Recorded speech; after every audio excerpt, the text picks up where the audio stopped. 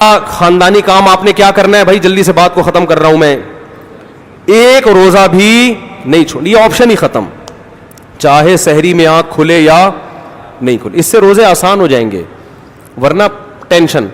دوسرا کام خاندانی کیا کرنا ہے؟ تراویح کی نماز. کیا کام کرنا ہے بھائی؟ اور تراویح 20 رکعتیں ہیں، 8 رکعتیں بولو نہیں. حضرت عمر سے 2 روایتیں، ایک 8 والی اور ایک 20 والی، کہ حضرت عمر نے کتنی دیکھو نبی صلی اللہ علیہ وسلم نے تراویح کی کتنی رکعتیں پڑھی ہیں، کوئی بے غبار حدیث میں ہمیں اس کا تذکرہ نہیں ملتا. بس اتنا ہے کہ 3 دن پڑھی ہے، بس. کتنی پڑھی ہے ہمیں نہیں پتا. یہ ہمیں حضرت عمر کے عمل سے پتا چلتا ہے، کیونکہ حضرت عمر بدعتی بولو نہیں ہو سکتے، کیونکہ انہوں نے جب جماعت سے 20 رکعتیں پڑھائی ہیں حضرت عمر نے، تو اس کا مطلب نبی نے ان 3 دن میں کتنی پڑھی تھیں. اور ایک ضعیف روایت میں اس کا تذکرہ بھی ہے کہ نبی نے 20 رکعتیں پڑھی ہیں. تو ضعیف روایت کی تائید جب خلفائے راشدین کے عمل سے ہو گئی تو وہ ضعیف بھی عملاً کیا بن گئی؟ صحیح بن گئی ہے وہ. تو حضرت عمر سے 2 ہیں، 8 بھی اور 20 بھی. 8 والی پر امت نے کسی امت نے عمل ہی نہیں کیا، کیونکہ وہ بالاتفاق مضطرب ہونے کی وجہ سے ضعیف ہے، سند کی وجہ سے نہیں بلکہ مضطرب. کیونکہ جو راوی حضرت عمر سے 8 بیان کر رہا ہے وہی کتنی بھی بیان کر رہا ہے؟ 20 بیان کر رہا ہے. اور جب ہم صحابہ کے دور میں دیکھتے ہیں تو ہمیں سب جگہ 20 نظر آ رہی ہیں، 8 کہیں بھی نظر نہیں آ رہی. تو یہ کیسے ممکن ہے کہ حضرت عمر نے 8 شروع کی ہو اور کوفہ، بصرہ، دمشق، شام، مصر سب جگہ 20 ہو رہی ہوں؟ اس سے پتہ چلتا ہے کہ حضرت عمر سے جو 20 والی روایت ہے وہ صحیح ہے، 8 والی صحیح نہیں ہے. اور اس کی سب سے بڑی دلیل یہ ہے کہ موطا امام مالک میں ہے 8 رکعتوں والی، جو امام مالک نے نقل کی ہے. لیکن امام مالک خود 8 کا فتویٰ نہیں، وہ خود 20 سے زیادہ کے قائل ہیں، وہ تو 20 کے بھی نہیں 36 کے قائل ہیں. تو یہ کیسے ممکن ہے کہ کتاب کا مؤلف 8 والی ذکر کر رہا ہو مگر خود اس روایت کو وہ اس پر عمل نہ کر رہا ہو؟ ان باتوں کا کسی اہل حدیث عالم کے پاس جواب نہیں ہے. ترمذی میں ایک روایت پیش کی جاتی ہے امام احمد بن حنبل سے. یہ روایت ہے کہ اس میں کوئی مخصوص عدد ثابت نہیں ہے، جتنی چاہے پڑھ لو. لیکن امام احمد کی جو اپنی اصل کتابیں ہیں فقہ کی، اس میں امام احمد کے شاگرد جو امام احمد سے ذکر کرتے ہیں وہ ذکر کرتے ہیں امام احمد بن حنبل کے نزدیک بھی 20 رکعتیں مختار ہیں. سمجھ نہیں آ رہی میرا خیال ہے بات. تبھی فقہ حنبلی میں تراویح کی رکعتیں کتنی ہیں؟ 20. اور امام ابو حنیفہ کے نزدیک بھی. لوگ پتہ ہے مجھ سے کیا کہتے ہیں؟ لوگ جو ہے نا کہتے ہیں کہ یار آپ ان حدیثوں کا انکار کر رہے ہو جس میں 8 آتا ہے. 8 والی جو بخاری کی حدیث ہے نا اس کا تراویح سے کوئی تعلق نہیں ہے. بخاری میں آتا ہے نبی رمضان اور غیر رمضان میں 8 پڑھتے تھے، اس کا تراویح سے کوئی تعلق، وہ تو غیر رمضان میں بھی تھی. اتنی سینس نہیں ہے یار، آپ ہمیں قرآن و حدیث سکھا رہے ہو اور ہمیں اپنا مقلد بنا رہے ہو اتنے بڑے بڑے مجتہدین کی تقلید چھوڑ کے. میں لوگوں سے ایک بات کہتا ہوں، ایک قرآن و حدیث وہ ہے جو ابو حنیفہ، شافعی، مالک اور احمد بن حنبل نے سمجھا، اور ایک قرآن و حدیث وہ ہے جو 15ویں صدی کے مولوی سمجھ رہے ہیں. کس کی فہم زیادہ صحیح ہوگی؟ بولو بھائی. ایک قرآن وہ ہے جو انجینئر بیان کر رہا ہے حدیث، ایک حدیث کی تفصیل وہ ہے جو امام مالک بیان کر رہے ہیں، ابو حنیفہ بیان کر رہے ہیں جن کی 80 ہجری میں پیدائش ہوئی ہے، تابعین میں سے ہیں، جو امام شافعی بیان کر رہے ہیں. تم امام شافعی کو چھوڑ رہے ہو، تم امام ابو حنیفہ کو چھوڑ رہے ہو، تم امام مالک کو چھوڑ رہے ہو، تم احمد بن حنبل جیسے محدث اور فقی جو امام بخاری کے استاذوں میں ہیں ان کو چھوڑ کر فالو کس کو کر رہے ہو؟ انجینئر کو. اور تم کہہ رہے ہو ہم صرف قرآن و حدیث کو مانتے ہیں، ہم کسی اور چیز کو نہیں مانتے. تم قرآن و حدیث کو نہیں مانتے میرے بھائی، تم مقلد ہو، اندھے مقلد ہو. تم قرآن و حدیث کی اس تشریح کو مانتے ہو جو انجینئر کر رہا ہے، اس تشریح کو نہیں مانتے جو احمد بن حنبل کر رہے ہیں، جو ابو حنیفہ کر رہے ہیں، جو امام مالک کر رہے ہیں، جو امام شافعی کر رہے ہیں. یہ بڑے بڑے تابعین، تبع تابعین، مجتہدین جن کو پوری امت نے فالو کیا ہے. تو 8 رکعت کی جو موطا امام مالک کی حدیث ہے اس 8 رکعت پہ امام مالک نے فتویٰ نہیں دیا. کیوں؟ اس لیے کہ وہ حدیث مضطرب ہے، اس میں راوی ایک بیان پہ ٹکتا نہیں ہے، کہیں 20 بیان کرتا ہے، کہیں 8. جب راوی کے بیان میں تضاد ہو تو حدیث مضطرب ہونے کی وجہ سے رد ہو جاتی ہے. اور میں آخری بات کر کے بیان کو ختم کرتا ہوں. یہ جو تراویح کا لفظ ہے یہ 8 رکعتوں پہ فٹ ہی نہیں بیٹھتا ہے. اس کا بھی میں جواب سوال کر رہا ہوں لیکن کوئی جواب نہیں دے رہا. دیکھو اپنی مرضی کے سوال بنا کے جواب دے دیا کرو تو لوگ واہ واہ کریں گے. آپ میرے ساتھ یہ ہو رہا ہے, میں جو بیانات میں اعتراض کرتا ہوں نا اس کا جواب نہیں مجھے ملتا, خود سے اعتراض بنا کے کیا کر دیا جاتا ہے جواب. جیسے میں نے بتایا تھا کہ حرم میں 4 مصلے تھے, حنفی, مالکی, شافعی, حنبلی, 4 مصلے تھے نا کئی سو سال تک, جو کہ نہیں ہونے چاہیے, ایک ہی ہونا چاہیے تھا مصلی. تو لوگوں نے اعتراض کیے 4 مصلے تھے حرم میں, یہ دیکھو کتنا غلط, یہ حنفی مالکی ایسے ہوتے ہیں. تو میرا سوال یہ تھا کہ 5واں کیوں نہیں تھا اس وقت؟ اس کا مطلب 5واں فرقہ وجود میں آیا ہی نہیں تھا, وہ اب پیدا ہوا ہے. وہ ٹھیک ہے 4 غلط تھے, لیکن اس غلط کو بھی صحیح ان 4 میں سے ایک نہیں کیا ہے. سمجھ رہے ہیں کہ نہیں بھئی ایک امام ہونا چاہیے, 4 الگ الگ جماعتیں نہیں ہونی چاہیے. لیکن اس کا مطلب 700 سال تک امت یہ سمجھتی رہی کہ اہل سنت والجماعت کے 4 نمائندے ہیں, 4 مکتب فکر, 5واں کوئی تھا ہی نہیں, لہذا اس کا کوئی مصلی تھا ہی نہیں. تو سوال یہ تھا, لیکن جب سوال یہ پوچھا جائے تو ایسے جواب ملتا ہے کہ وہ سوال ہی پی جاتے ہیں.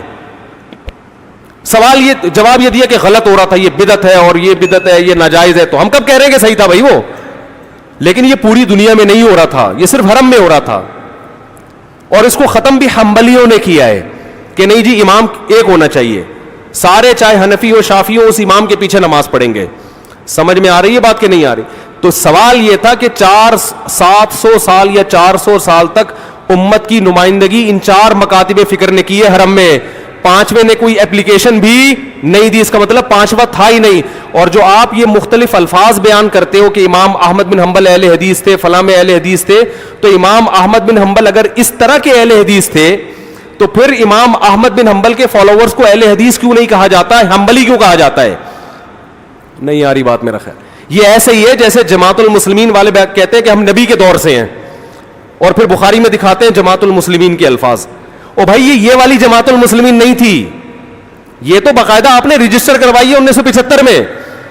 وہ جماعت المسلمین صحابہ کو جماعت المسلمین کہا گیا ہے. تو یہ جو اہل حدیث کا لفظ ہمیں پرانے وقتوں میں ملتا ہے, یہ محدثین کے لیے ملتا ہے, یہ کسی مخصوص فرقے کے لیے نہیں ملتا. پھر بھی میں اہل حدیث کو اہل سنت میں داخل سمجھتا ہوں, میں پھر بھی ان کو نہیں کہتا کہ جہنم میں جائیں گے, لیکن میں کہتا ہوں کہ آپ کم از کم اس چند 100 سال پہلے آپ پیدا ہوئے, آپ کی جماعت وجود میں آئی, ہم پھر بھی آپ کو گلے لگانے کے لیے تیار ہیں, اور ہم صدیوں سے چلے آ رہے ہیں. آپ ہمیں کیا کر رہے ہو؟ آپ ہمیں گمراہ لوگوں میں داخل کر رہے ہو.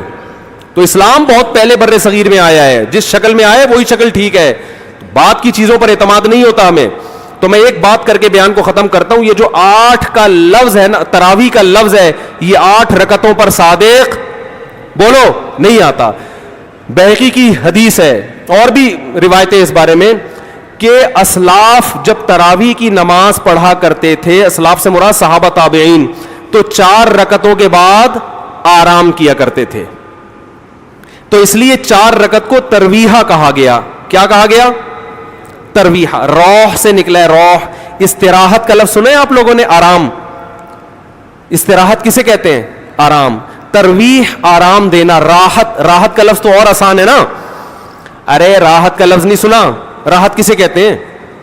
آپ کہہ رہے ہیں وہ اسے کہتے ہیں ہمارے محلے میں رہتی ہے. راحت کہتے ہیں آرام, ریسٹ. استراحت, راحت. روح یروح ترویحا, باب تفعیل میں جب جاتا ہے آرام دینا. تو ترویحتن, کیونکہ 4 رکعتوں کے بعد آرام کرتے تھے تو ان 4 رکعتوں کو کیا کہا گیا؟ ایک ترویحہ, یعنی ریسٹ ہے اس کے بعد. اب ترویحہ کا جو لفظ ہے نا, 4 رکعتوں کے بعد کیا ہو رہا ہے؟ ریسٹ. اٹ از کالڈ ترویحہ. سب کو پتہ ہے 4 رکعتوں کو ترویحہ کہتے ہیں. 2 ترویحوں کو عربی میں کہیں گے ترویحتان. کیا کہیں گے؟ جیسے رجل کا معنی ایک آدمی, رجلان 2 آدمی. عربی میں 2 کے لیے الگ لفظ استعمال ہوتا ہے, 2 سے زیادہ کے لیے الگ. تو اگر یہ 8 رکعتیں ہوتی تو ان کو محدثین تراویح نہ کہتے بلکہ ترویحتان کہتے یا ترویحتین کہتے. کیا کہتے؟ 2 ترویحیں. اور ان کے بیچ میں ویسے بھی ریسٹ کی ضرورت پڑتی نہیں. ٹھیک ہے نا.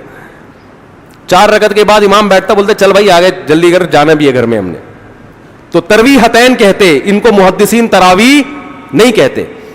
اور تراویح کا لفظ ہے جمع. عربی میں جمع کم سے کم افراد کتنے ہوتے ہیں اس کے 3, تو کم سے کم 12 رکعتیں ہونی چاہیے. لیکن تراویح بھی جمع کثرت ہے, جمع قلت کثرت. جمع اقصا کہتے ہیں جو بہت زیادہ جمع ہو. تو پتہ ہے 4 رکعتیں کافی زیادہ ہیں تو ان کو تراویح کہا جائے گا. 4 رکعتیں تھوڑی سی بھی ہو تو ان کو تراویح.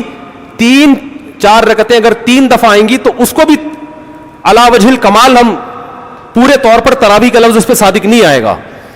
بات آ رہی ہے سمجھ میں کہ نہیں آ رہی ہے؟ سمجھ میں سب آ رہی ہے, لیکن گھننے بن جاتے ہیں, گھماتے ہیں. اب دیکھیں نا یوٹیوب پہ اس کا جو بیان آئے گا نا اس میں گھمایا ہوا ہوگا, اس میں گھمایا یہ اپنی طرف سے نکالا ہوا ہے. اپنی طرف سے نہیں بھائی, بیہقی کی حدیث ہے, مصنف ابن ابی شیبہ کی روایتیں ہیں, آپ دیکھ لو. اس میں لوگ کہتے ہیں حوالہ کیوں نہیں دیا مفتی صاحب نے. آپ انکار کرو, میں حوالہ دوں گا انشاءاللہ. آپ انکار کرو کہ ایسا نہیں ہے, ہم ٹائم بچا رہے ہیں اپنا.